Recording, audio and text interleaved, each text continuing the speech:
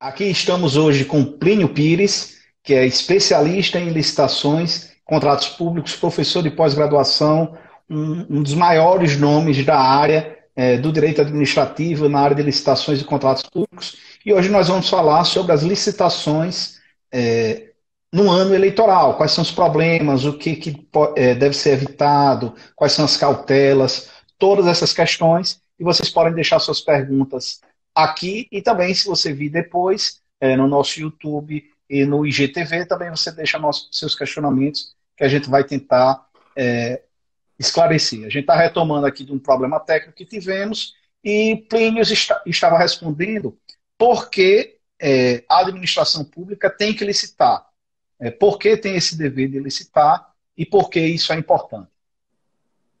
Bom, então só para a gente resumir o que eu já havia falado, nós temos que entender que a máquina pública, né, a administração pública não pode parar.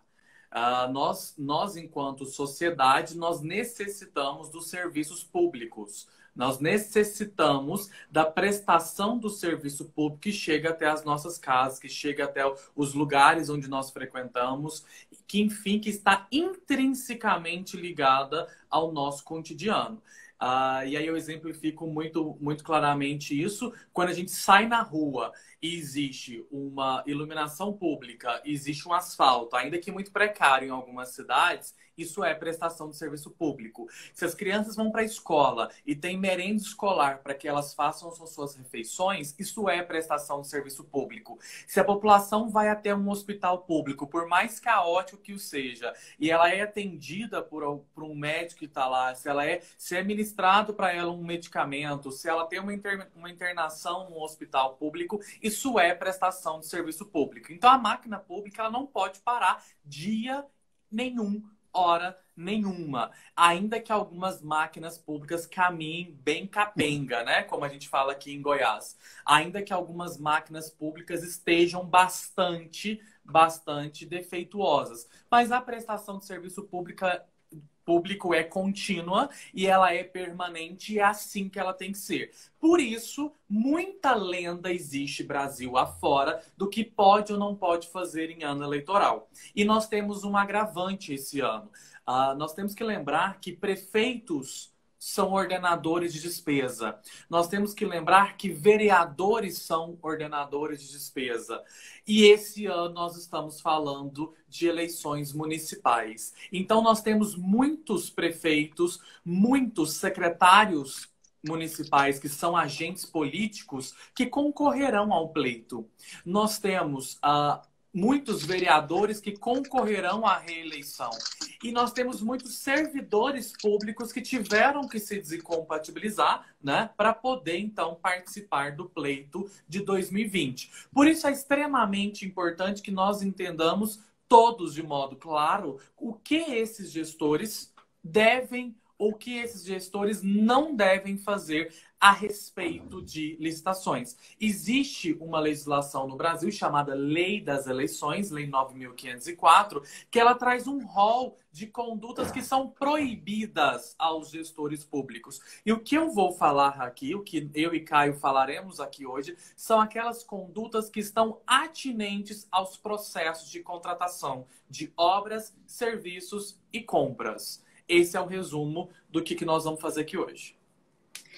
E isso é muito interessante, né, Plínio? Porque também tem a questão que tem dois valores que são muito importantes, tanto na área eleitoral quanto na área de licitações e contratos. Na verdade, um valor que é importante nas duas áreas, que é a questão da igualdade, né?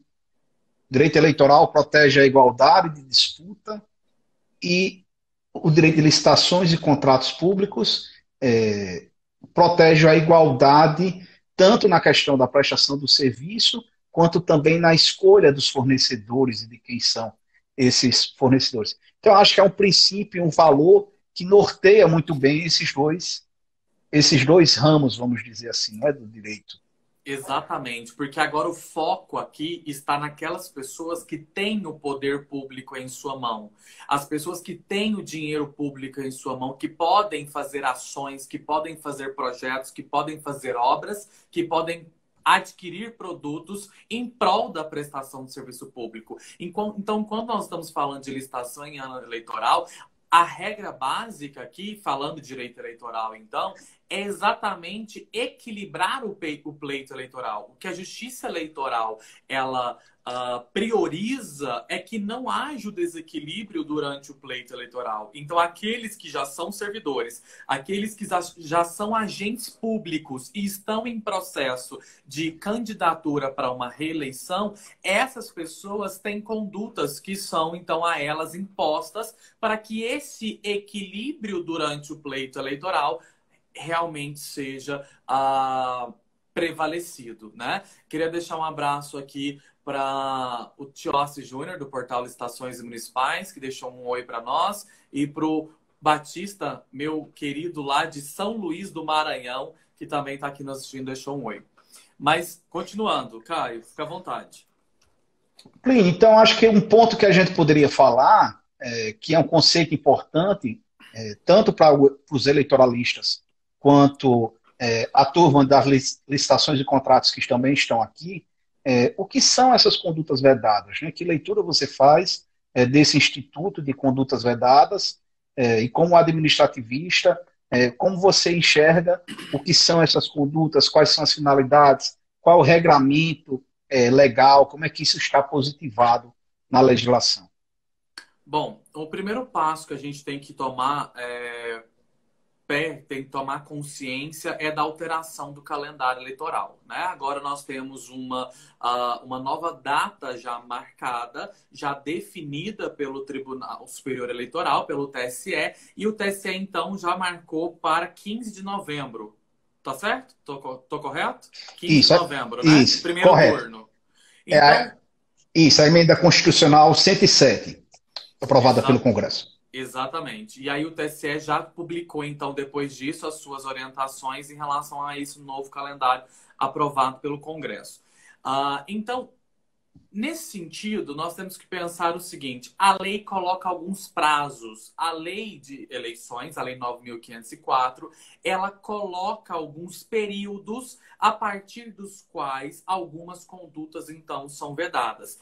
E esse período da lei de eleições, eu tenho assim, vou ser bem sincero, Caio, eu tenho uma preguiça do legislador quando ele não é muito detalhado, quando ele quer muito inventar. Então, o que eu vou falar aqui? Eu vou falar de datas exatas, né? Então, com essa alteração agora para 15 de novembro, né, primeiro turno, a gente tem que pensar a partir de quando começam as vedações. A primeira vedação que eu vou começar a mencionar são aquelas a partir de 15 de agosto. Então, a partir de 15 do mês que vem, tá? A partir de 15 de agosto deste ano, nós temos uma série de condutas que são vedadas, inclusive ao presidente da República e inclusive aos governadores de estados. Então, a primeira conduta vedada a partir de 15 de agosto, ou seja, 3 meses antes do primeiro turno. Se o primeiro turno é 15 de novembro, 3 meses antes, 15 de agosto. A partir de 15 de agosto, o presidente da República não pode fazer repasse de verbas voluntárias para os municípios. A partir de 15 de agosto, o governador não pode fazer repasse de verbas voluntárias para os municípios. Então, essa conduta, a princípio, ela parece que é uma vedação ao presidente, ao governador, mas não é. É uma vedação ao candidato municipal, ao prefeito que vai receber. Porque o prefeito, a partir do momento que ele recebe aquela verba e utiliza aquela verba, ele está sendo beneficiário de uma conduta ilícita. E se ele está sendo beneficiário de uma conduta ilícita, as sanções recairão sobre ele. Então, eu vou falar de algumas sanções daqui a pouco, mas as sanções já exemplificando, por exemplo, a suspensão da sua candidatura, né, do seu mandato, do seu diploma, caso ele seja eleito. Isso tudo são algumas sanções, vamos dizer assim, que ele incorrerá caso se beneficie de alguma verba. Mas então vamos entender o que é verba voluntária. O que é que o presidente Jair Bolsonaro não pode trazer para os municípios em verbas. O que é que os governadores não podem trazer para os prefeitos durante esse período? Aqui eu estou falando de verbas, a lei está falando propriamente disso, de verbas voluntárias. Verbas voluntárias são aquelas que não são as definidas constitucionalmente. Quais são as verbas definidas constitucionalmente? A da educação e a da saúde. Então, exceto as verbas que são definidas constitucionalmente, aquelas que estão lá já positivadas como obrigação de todo e qualquer presidente refazer o seu repasse, por exemplo, isso aí nós não vamos mexer. Tá? Na verba da educação e na verba da saúde, nós não vamos mexer no ponto de vista assim, posso continuar mandando dinheiro? Sim, devem, né? Porque é uma obrigação constitucional. Agora, toda e qualquer outra verba não pode ser passada de modo voluntário por esses chefes do Poder Executivo. E aí vem uma questão que pode surgir na dúvida de quem está nos assistindo. Mas eu estou falando de um período em que o presidente da República está fazendo verba, está passando verba para os municípios brasileiros em decorrência das ações de enfrentamento ao coronavírus. Quando nós estamos falando de ações de combate ao coronavírus, nós estamos falando de ações, nós estamos falando de verbas públicas ligadas ao enfrentamento de uma calamidade pública.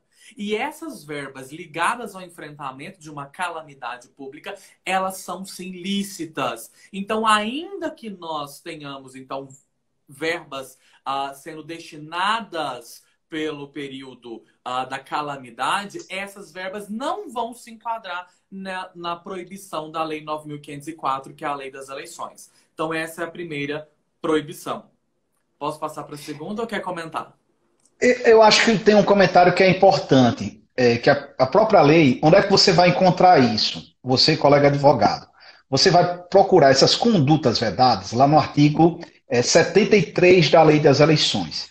E o que são essas condutas vedadas? Elas são espécie do gênero abuso de poder. Né? O abuso de poder ela pode se dar de várias formas. Só que a lei positivou, deixou claro algumas. Diz, olha, tem várias outras. Você pode fazer abuso de poder por várias outras formas. Mas isso aqui deixa eu deixar bem claro para você que você não pode fazer. Porque se você fizer, você vai desequilibrar as eleições. E isso que Plínio falou, ele visa justamente o candidato que está buscando a eleição, mas também, Plínio, eu enxergo como uma tentativa do legislador de impedir que o gestor de ente federativo, vamos dizer assim, superior, não superior, porque não tem hierarquia, né? Mas dos estados e da União, dele interferir numa eleição municipal, dele chegar lá e dizer, não, eu quero que ganhe esse gestor aqui, então eu vou mandar, porque ele é meu aliado, eu vou mandar mais tantos milhões de reais aqui para ele, porque durante o período eleitoral. Então a lei disse isso, olha, não, gestores dos outros entes, não interfiram no processo eleitoral, deixe, só repasse os valores que são obrigatórios, e também tem uma outra exceção, que é aquilo que já foi contratado anteriormente. Então, se já tem um convênio anterior firmado, e já tem um cronograma, aí tudo bem, você pode continuar também repassando esses recursos. Fora isso, não interfira para evitar o abuso, o uso da máquina pública para beneficiar uma candidatura. Então, acho que esse é um ponto muito relevante, porque tem tudo a ver com a questão de convênio e contratos públicos e com serviços públicos. Mas você tem outro ponto, Plínio, que você queria falar. Perfeito. Só lembrando, então, aí que os contratos de convênio e repasse que já estejam em execução, eles não sofrem interferência qualquer, né? Então, só para quem chegou agora, as vedações que nós estamos comentando nesse momento, elas se referem àquelas proibições a partir de 15 de agosto. Então, o que eu não posso ter agora a partir de 15 de agosto é um convênio aí entre um governador de estado com o município para fazer um repasse de qualquer tipo de verba que não sejam aquelas verbas obrigatórias, que não sejam aquelas verbas constitucionalmente já definidas, que foram aquelas que eu mencionei da educação e da saúde. Então, passando para a segunda vedação.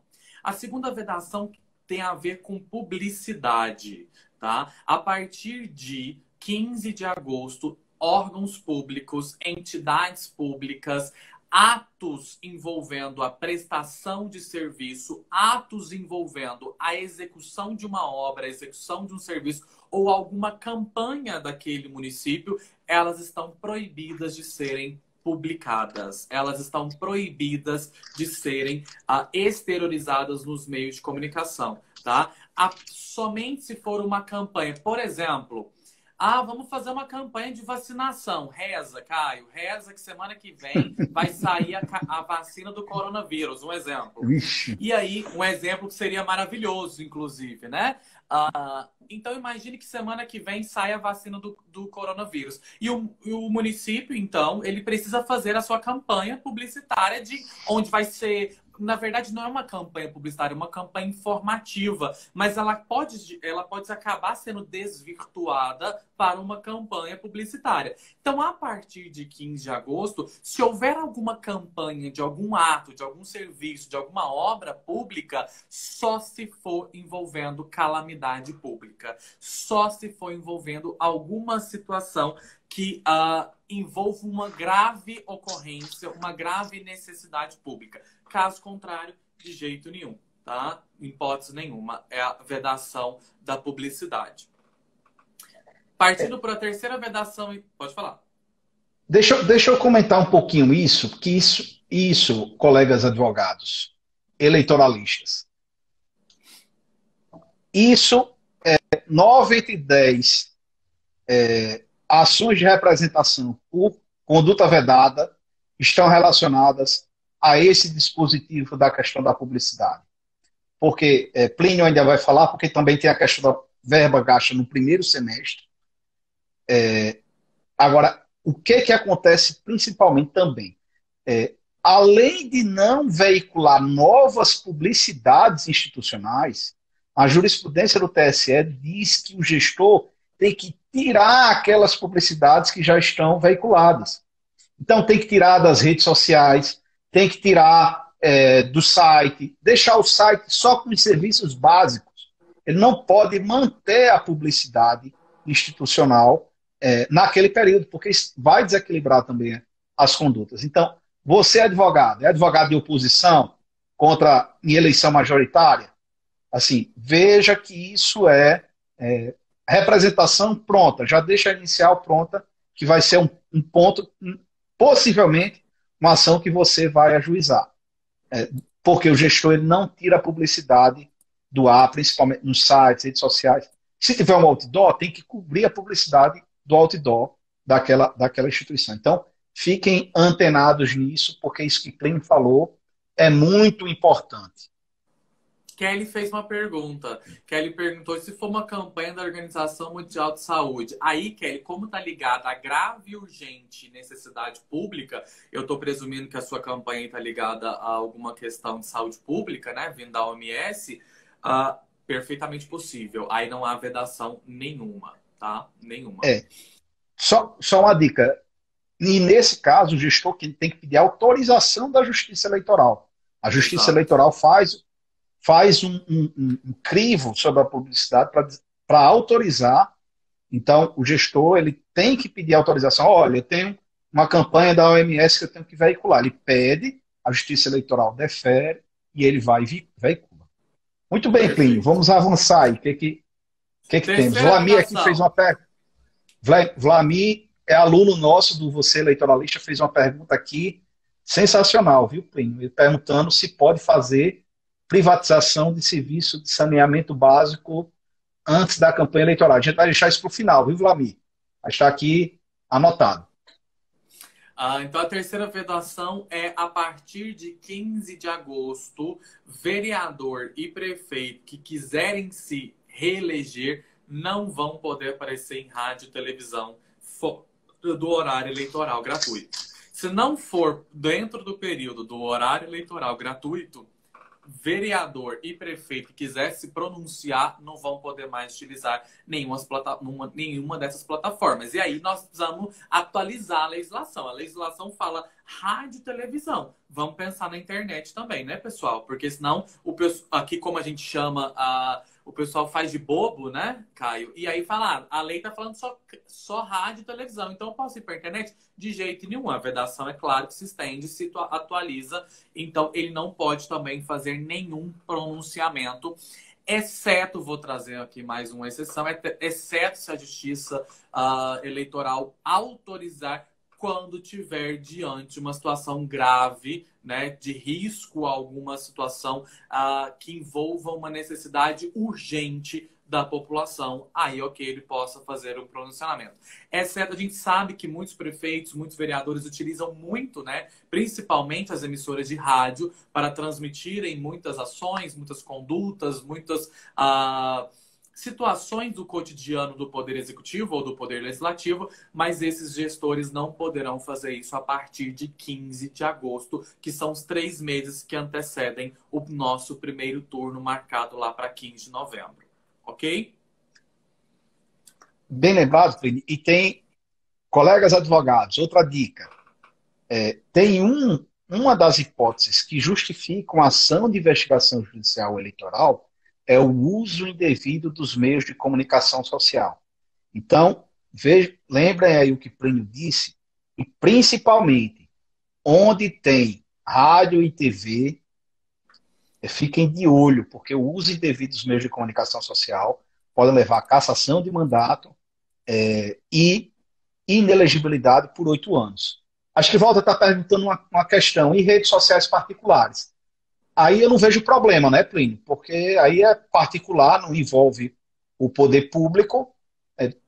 Se não for algo abusivo, eu não vejo problema dele se manifestar nas suas redes sociais. Como é que você enxerga isso? Deixa eu fazer só 2 comentários aqui. O Walter Azevedo, ele sempre tem os pontos mais polêmicos, né? O Walter, meu amigo, seu amigo aí de Natal, Nossa. sempre com os pontos mais polêmicos. Antes de eu responder o Walter, mandar um abraço para o José Andrade, que é sócio proprietário do escritório, onde eu sou associado aqui em Goiânia.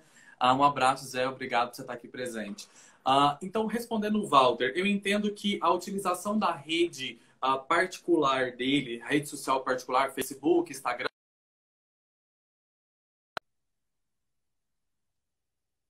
redação. A questão é o pronunciamento dele em relação a esse período eleitoral ou alguma situação que trate exatamente o seu ato enquanto gestor.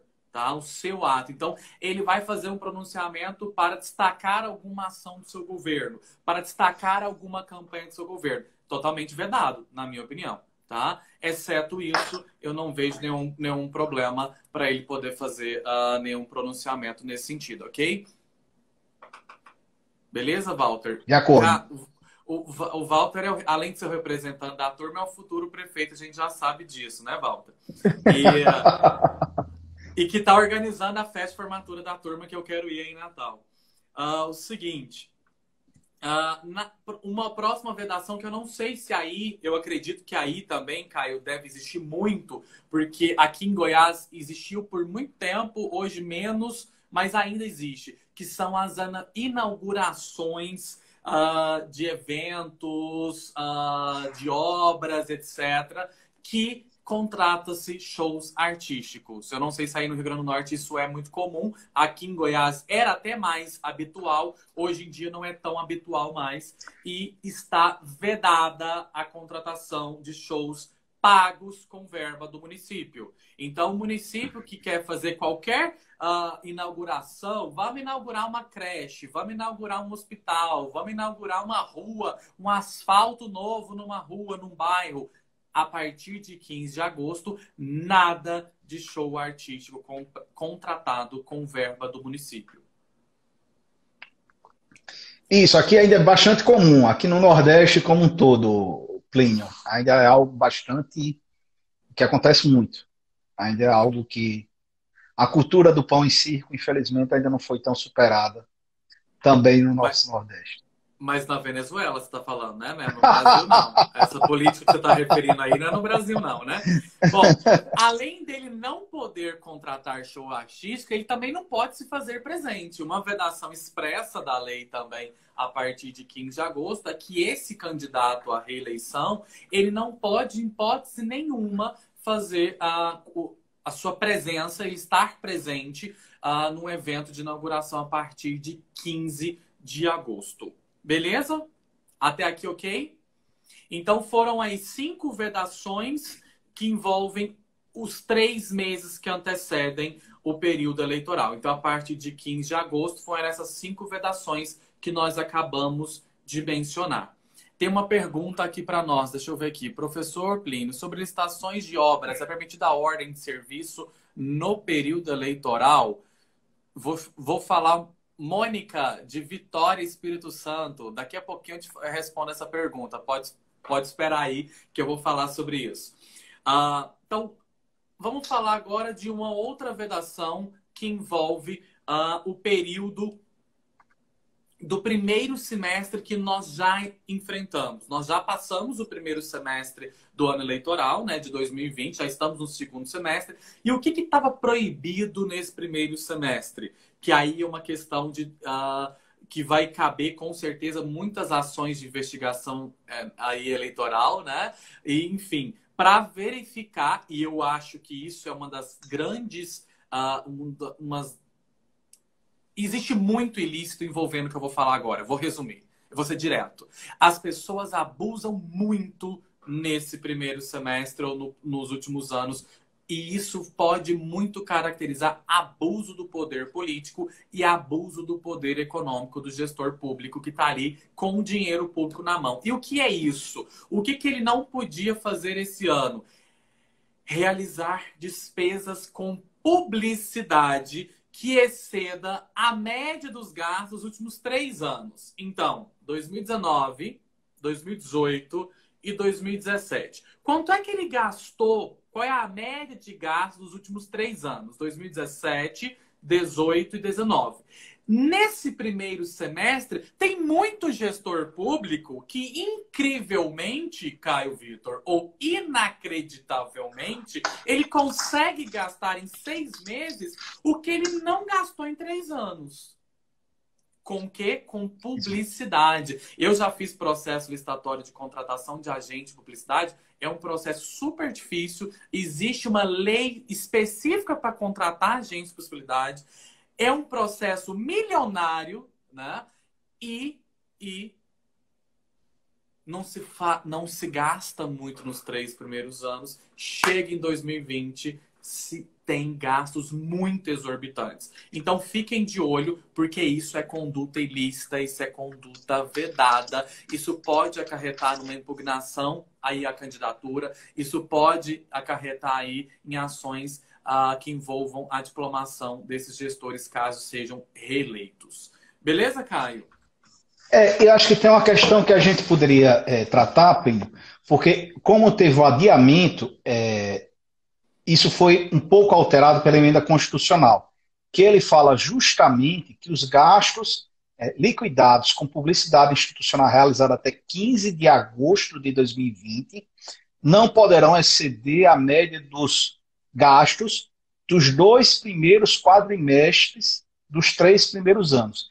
Então, ele aumentou aí, eram 6 meses, ele aumentou mais 2 meses. Então, vai pegar 2 quadrimestres até agosto. Então, você tem que pegar julho e agosto. Calendário, né? Sim, é por conta da alteração do calendário. Então, beleza. A emenda, ele acrescentou esses 2 meses. Então, o que você gestor, o que você tem que fazer? Pegar os 3 anos, de 1º de janeiro até 31 de agosto, fazer a média dos 3 anos, e aí você, nesse ano de 2020, tem que gastar essa média. Tá? Aí você só pode exceder essa média se, em caso de grave e urgente necessidade pública, assim reconhecida pela Justiça Eleitoral. Então, o gestor tem que pedir para exceder essa média. Então, você, procurador, alerte lá ao gestor que ele tem que ajuizar. Isso é interesse do gestor, não é nem do município. Então, o gestor que tem que pedir autorização à Justiça Eleitoral.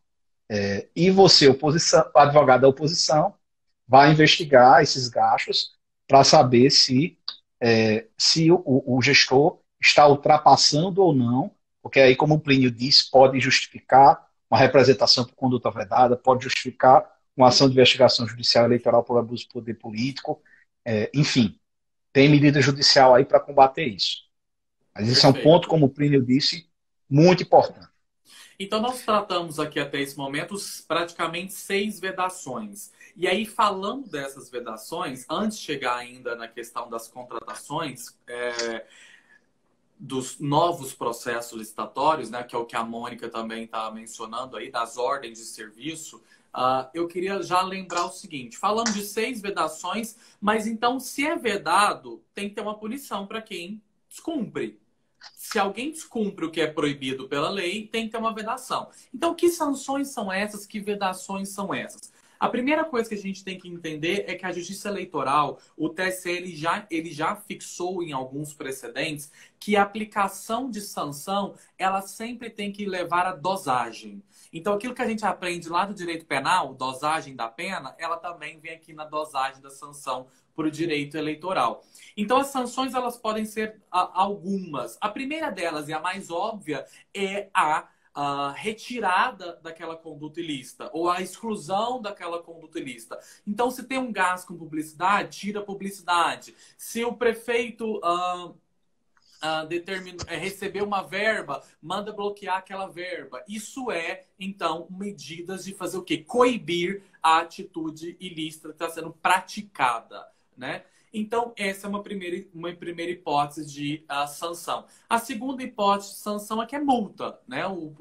A lei de eleições, ela não está atualizada no sentido monetário, né? Então, o juiz aí, ele pode se adequar em questões de razoabilidade e proporcionalidade, porque a lei de eleições, ela fala num patamar de o FIR, a unidade fiscal, né? Então isso não existe mais, o FIR não existe mais. Então não tem como eu utilizar como esse parâmetro. Então eu entendo que o magistrado, ao fixar uma sanção, ele adota critérios de razoabilidade, proporcionalidade e em algumas situações o TSE já tem orientado também a respeito dessa dosagem dessas sanções. E aí, para eu aplicar uma sanção, se eu estou falando de multa, eu tenho que pensar o seguinte: tem capacidade econômica do infrator? Não adianta eu aplicar uma multa de 10 mil reais para um candidato. Às vezes, para um é muito dinheiro, para outro é irrisório, né? Uma multa de 10 mil reais para um pode ser nada, e para outro pode ser muita coisa. Então, a gente tem que pensar na condição econômica do infrator, a gente tem que pensar na gravidade dessa conduta e nós temos que pensar na repercussão dessa conduta naquele local, naquela localidade, porque nós estamos falando de eleições municipais. Então, existe uma localidade ali onde aquela conduta vai incidir, onde aquela ilicitude ela vai gerar um efeito. E é isso que o juiz vai analisar ao fazer, então, a aplicação dessa sanção num processo judicial eleitoral. Beleza? Plínio, você deixa eu dar uma dica para o pessoal que é muito importante. Pessoal, processo judicial eleitoral, ele é cheio de armadilhas. Assim, tem um prazo prescricional que não está positivado e é da jurisprudência. E tem um dos principais erros de quem faz representação por conduta vedada, é não citar todos os agentes públicos responsáveis por aquela irregularidade, por aquela conduta vedada. Não cometa esse erro, porque assim, isso mata, eu digo assim, 70% das representações por conduta vedada. Porque na hora de você citar, você não compõe o litisconsórcio passivo necessário, que deve envolver todos os responsáveis pelas condutas vedadas. Então, se você for advogado, for propor uma representação por conduta vedada, envolve ato de gestor público, cita todos, todos, porque aí a jurisprudência do TSE ela oscila. Ora ela extingue, ora uma eleição ela aproveita a representação. Então, não cometa essa falha, porque muitas vezes o direito é bom, você tem uma prova muito legal, e consegue fazer um grande caso, aí tropeça nesse problema processual e você vai perder uma ação que você tinha condições de caçar um gestor público improbo, um gestor público que abusa do poder político, e aí por um vacilo desse você acaba perdendo um direito bom. Então preste atenção nisso, aplica tudo isso que o professor Plínio falou e atenta para essa questão processual também. Excelente, Caio. Muito bem lembrado aí, porque a gente pode entender também que nessas ações você pode ter alguém que está fazendo um ato para beneficiar o pretenso candidato. Eu acho que todos eles devem estar no polo passivo dessa ação, né? Tanto quem está praticando a ilicitude quanto quem está sendo beneficiado, favorecido com aquela ilicitude. Bom, agora uma grande questão que é bem polêmica aqui para o nosso assunto é a questão de distribuição gratuita de bens, valores, benefícios. Então, é um prefeito que distribui uma cesta básica, é um prefeito que distribui algum cartão auxílio. Aqui em Goiás tinha cartão Vale Construção, existia isso. Então, você pegava esse cartão e ia nas lojas comprar material de construção civil para você reformar sua casa. E aí, o prefeito está se reelegendo, ele pode fazer isso? Esse ano, não. Ele não pode fazer nenhuma distribuição de bens de forma gratuita ou de algum benefício de modo gratuito. Mas aí as pessoas não entendem que existe uma ressalva para isso. Porque se não existisse uma ressalva para isso, imagine só, ninguém ia receber cesta básica esse ano, não ia poder ter medicamento nas farmácias populares, ninguém ia poder ter um benefício assistencial de uma Secretaria de Ação Social, etc, etc. E aí eu tenho que pensar o seguinte, esse benefício ele tem que ter sido implantado no ano anterior.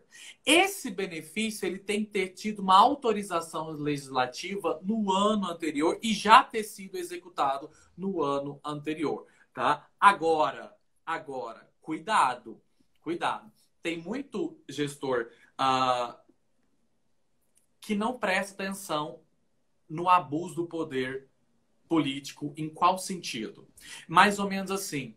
O ano de 2019, o sujeito distribuiu 8.000 cestas básicas por mês. Um exemplo hipotético. Uma cidade aí do Rio Grande do Norte ou uma cidade aqui de Goiás.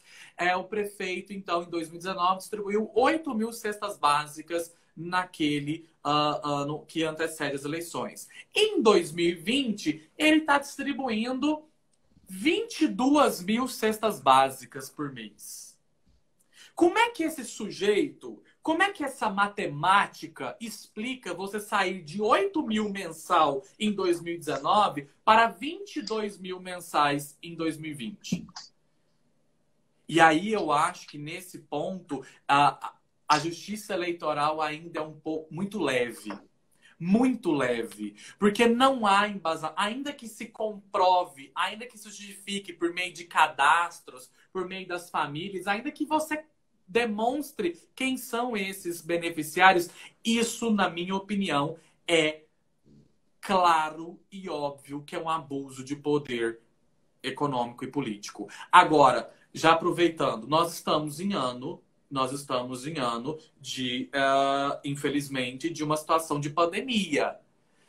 O fato de estarmos em pandemia não significa que a população triplicou a necessidade de receber cesta básica. Não triplicou, nós não estamos triplicando um benefício social de cartão auxílio aqui em Goiás chamava cheque reforma. Você ganhava um cheque para você ir no mercado comprar material de construção civil. Porque isso não tem nada a ver com o Covid. Isso não tem nada a ver com o enfrentamento da pandemia. Então, nós temos que analisar qual é esse programa que está sendo executado, né? Esse programa tinha autorização ano passado para ser executado? Esse programa estava incluído no plano, na lei orçamentária daquele município? Se sim, ok, continuamos. Mas continuamos com as devidas cautelas. Porque, infelizmente, o que acontece é isso. Em 2019, doa-se 800 cestas por mês. Em 2020, começa a doar 8.000 cestas por mês. E aí eu não consigo compreender a matemática desses gestores. Na minha opinião, isso claramente incide sobre essa vedação e sobre essa caracterização de abuso de poder político e abuso de poder econômico. Beleza?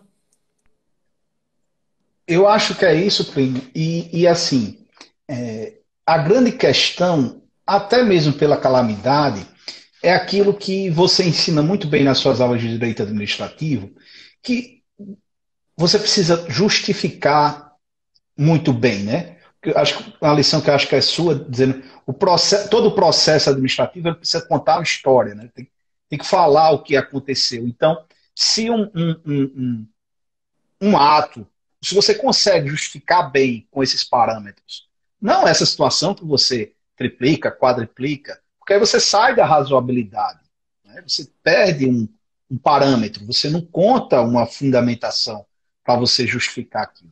E eu acho que tem uma questão, mesmo diante dessa situação de calamidade, que para quem é gestor e procurador, tem uma determinação, está lá no 73, parágrafo 10, pessoal, que o gestor tem uma obrigação de notificar a autoridade do Ministério Público para poder acompanhar esses programas. Então, não esquece disso, porque se você tiver um tipo desse problema, for um candidato à reeleição, por exemplo, você pode justificar, olha, mas eu notifiquei o Ministério Público, estou fazendo aqui, está aqui a justificativa, está aqui a lista, eu fiz isso com base no cadastro único, era razoável, tinha uma situação de pandemia, está aqui o estudo técnico dizendo por que eu tenho que fazer.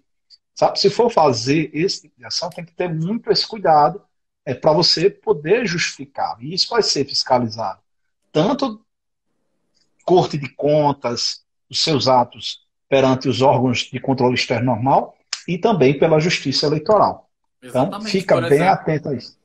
uma coisa muito simples que aconteceu esse ano, as normativas agora já permitiram isso em relação ao coronavírus, é, por exemplo, os municípios têm verba ou já fizeram aquisição ou têm ata de preço para compra de gênero alimentício para merenda escolar. Mas as crianças não estão indo na escola.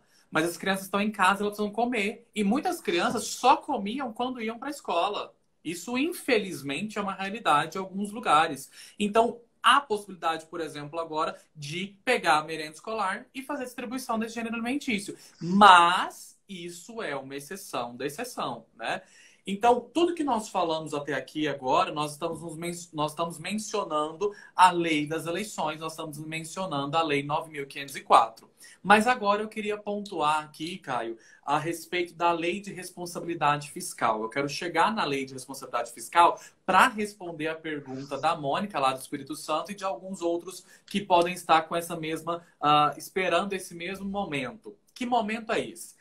A lei de responsabilidade fiscal fala que desde março desse ano, desde 15 de março desse ano, é claro que a lei não fala 15 de março, ela fala nos 2 últimos quadrimestres que antecedem o pleito eleitoral, bababá, babá, aquela confusão que o legislador faz na nossa cabeça, né? Em vez dele falar assim, 8 meses antes da eleição, ele não fala, ele fala nos 2 quadrimestres. Mas pra que falar nos 2 quadrimestres? Fala quantos meses? São 8 meses. Então, 8 meses antes do primeiro turno, como o primeiro turno está 15 de novembro, 15 de março para frente é o seguinte, Mônica, e para todo mundo que está esperando esse momento. Não posso contratar se eu não tenho dinheiro. Agora só contrata quem tem dinheiro para liquidar e pagar até 31 de dezembro de 2020. Vou chegar além. Quando eu estou falando contratar, eu tenho que pensar que o único documento que gera relação obrigacional entre administração pública e empresa é o contrato administrativo. Por que eu estou falando isso? Porque eu tenho que lembrar dos processos licitatórios de sistema de preço, que foi o nosso último encontro, né, Caio? A nossa última aula foi sobre o SRP. Então, nos processos licitatórios que realizam-se por sistemas de preço, eu não tenho obrigatoriamente um contrato. Eu tenho obrigatoriamente uma ata de registro de preço. Então imagine que agora, dia 20 de julho, eu celebre uma ata de preço com o fornecedor, pensando no seguinte, bom, eu tenho 12 meses aqui para comprar um produto X, comprar um equipamento Y ou contratar um serviço Z. Eu tenho 12 meses para fazer isso. A ata de registro de preço ela é uma mera expectativa de direito. Dentro desses 12 meses, pode ser que eu compre ou pode ser que eu não compre. A questão é, Mônica, você perguntou sobre a ordem de serviço para uma obra. Você pode sim dar uma ordem de serviço para começar uma obra. Você pode sim dar uma ordem de serviço para fazer para executar um serviço. Você pode dar uma ordem de fornecimento de um produto, desde que você tenha dinheiro em caixa para cobrir essa despesa. Seja para cobrir essa despesa nesse ano, seja para cobrir essa despesa para o ano que vem. Então pode ser que o seguinte, essa obra vai atravessar o seu exercício financeiro. Lembrando que exercício financeiro se encerra em 31 de dezembro. Então, a sua obra ela vai ultrapassar o 31/12. Você tem dinheiro em caixa para custear essa obra o ano que vem, 2021? Você vai ter que deixar esse dinheiro para custear essa obra o ano que vem, para finalizar todo o cronograma físico-financeiro dessa obra. Se você tem verba para isso, continue tranquilamente. Você pode dar ordem de serviço a 31 de dezembro. Tá? Ordem de serviço para execução de obra, 31 de dezembro. A questão é se você tem dinheiro em caixa ou se isso está previsto no seu plano plurianual. Então, já como na sua lei, né, orçamentária, você já tem todas as previsões para isso. Essa é a diferença. Né? Então, lembrando, a maioria hoje dos processos licitatórios são feitos por sistemas de preço. A maioria dos processos de compras públicas são feitas por sistemas de preço. Então, quando eu faço uma ata de preço, isso é meramente uma expectativa, então, de direito, pode ser que eu não execute. A questão é, se você tem uma ata de preço, por exemplo, para comprar 1.000 caixas de um produto X. Você quer esse mês comprar 100 caixas do produto? Então saiba que você vai ter que fazer então, um empenho de 100 caixas e pagar pelas 100 caixas. Se você tem dinheiro em caixa para isso, você pode perfeitamente fazer. O que a lei fala, a expressão que a lei diz é o seguinte: contrair obrigação, contrair uma despesa que não possa ser integralmente cumprida esse ano, em 2020. Ou que você tem parcelas para 2021 que você não tem caixa suficiente para isso. É isso que a lei diz. Isso é sensacional. Gente, e assim, é um ponto que gera muita desaprovação de contas de gestor no último ano. Prestem atenção nisso que Plínio está falando. Se você é procurador, se você assessora algum órgão público, fala lá com a tua contabilidade, com tudo, para que você não entre, não gere esse tipo de irregularidade que é batata. O controle externo do Tribunal de Contas, ele pega lá, primeira coisa, ele vai na primeira coisa no exercício do último ano. É essa a primeira informação. Porque o trabalho dele é simples. Teve contratação de despesa que não pôde ser. Pronto, aí já vai anotar uma irregularidade. Aí depois ele vai olhar as outras coisas. Mas antes de tudo, isso é a primeira coisa que ele vai pegar lá o processo de prestação de contas e vai analisar isso. Então, essa dica de Plínio valeu pela live toda. Se você chegou agora e pegou só isso, você pegou muita informação. Pessoal, olha, Nós aqui temos quantos minutos? eu acho, pelas minhas contas, que caiu e voltou. Eu acho que a gente tem mais 7 minutos. Nós voltamos tipo 8h15, mais ou menos, 8h13. O que é que eu estou pensando em fazer, Plínio? A gente encerrar essa live e começar outra só com as dúvidas. O que é que você acha? Acho que a Para gente não consegue interromper no meio. finalizar. Eu acho que a gente consegue finalizar por conta do horário também, né? Para o pessoal não. Deixa eu ver se eu consigo ver aqui todas as perguntas. Você anotou aí? Tem mais coisas? Anotei. O Vlamir perguntou sobre a questão da privatização. Se pode fazer esse ano privatização de um serviço de água, se ele pode, eu acho que foi isso. Só você pode fazer Bom, a concessão do serviço público. a concessão do serviço público nesse caso aí, eu entendo que a maioria dessas concessões ela não tem ônus para a entidade concedente. Ela não vai ter ônus para a entidade. Então, não vejo proibição, né? Se você não tem ônus para a entidade, você não vai ter nenhuma proibição. Existem outras condutas vedadas aos agentes públicos, mas que não envolvem licitações, tá? Que não envolvem a contratação de bens, a contratação de serviço, a contratação de obra. Essas outras condutas estão todas lá explicitadas na lei de eleições, na lei 9.504. Mas só para deixar aqui um pouco já resumido o seguinte, nós temos que tomar muito cuidado com os bens móveis, imóveis e servidores. Tem muito prefeito que agora esse ano não pode utilizar mais o carro da prefeitura. Se nós estamos em ano eleitoral, ele não pode utilizar bens móveis e imóveis em proveito próprio, em proveito desse ano eleitoral. Tá? Ele não pode pegar um servidor público e colocar para trabalhar na campanha, o que quase não acontece. Né? Então, assim, para a gente resumir essa live e se tiver algumas outras perguntas, podem me mandar no direct, pode mandar pro Caio aí, que ele que é o advogado eleitoralista e referência, é o nosso anfitrião, né? Mas eu vou deixar também, pessoal, eu vou publicar no meu Instagram um artigo falando detalhadamente sobre tudo que eu mencionei aqui durante a nossa 1 hora de live. Então, vou fazer isso, Caio, tá? Toda live, após a minha live, eu publico um material de conteúdo aí de benefício para todo mundo que assistiu aqui nós. Então, nós temos aqui mais de 50 pessoas assistindo nós desde o início e essas pessoas, então, vão poder receber esse conteúdo. Eu vou publicar no meu Instagram assim que a gente terminar e aí todo mundo vai poder ler com calma e analisar tudo isso que eu falei aqui de modo bastante sintetizado dessa 1 hora nossa live. Beleza? Pessoal, então vamos encerrar, porque senão o Instagram corta a gente aqui. Foi um prazer, uma honra ter você aqui, professor. Obrigado demais. Você é um companheiro sempre disponível para compartilhar conteúdo e sua experiência. E eu fiquei muito honrado e estava muito ansioso para esse bate-papo e superou nossas expectativas. Todo mundo aqui falando muito bem, uma audiência muito boa.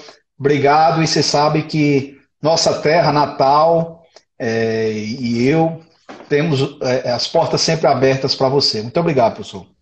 Eu que agradeço, Caio, pela receptividade, pelo carinho com que vocês sempre me recebem, né? 4 vezes, é isso? Ou 3 vezes já tive Natal?